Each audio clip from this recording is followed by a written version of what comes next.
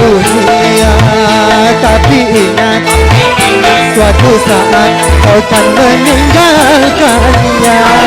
Sekarang atau usah, tua ataupun muda, yang pasti kau akan mati juga.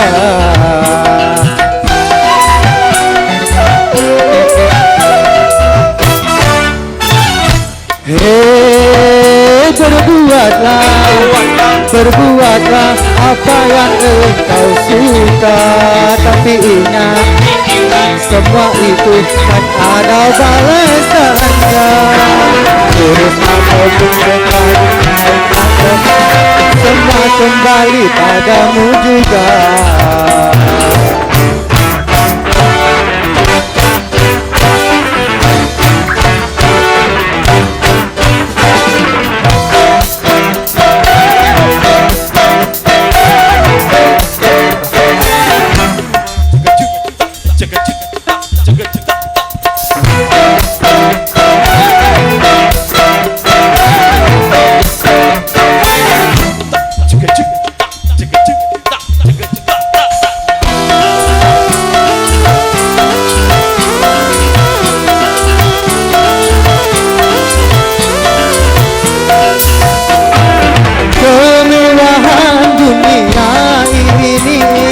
Memang sangat menyenangkan hati.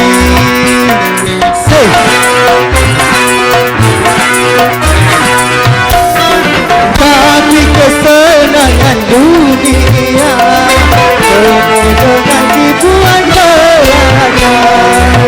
Dari itu waspadalah, jangan sampai terpedaya oleh.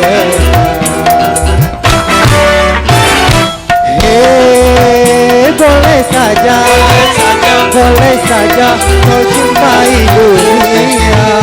Tapi ingat, satu saat kau kan meninggalkannya. Sekarang atau tua ataupun muda, yang pasti kau akan mati juga.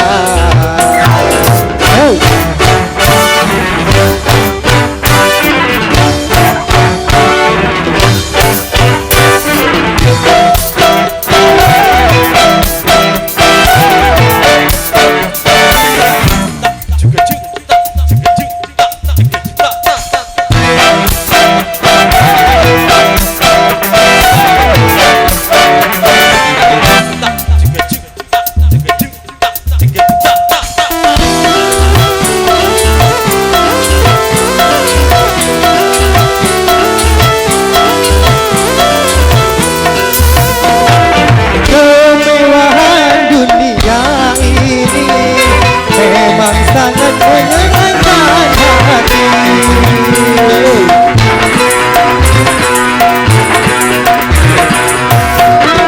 Tapi kesenangan dunia penuh dengan tipuan belaka. Dari itu waspadalah, jangan sampai terpedaya olehnya.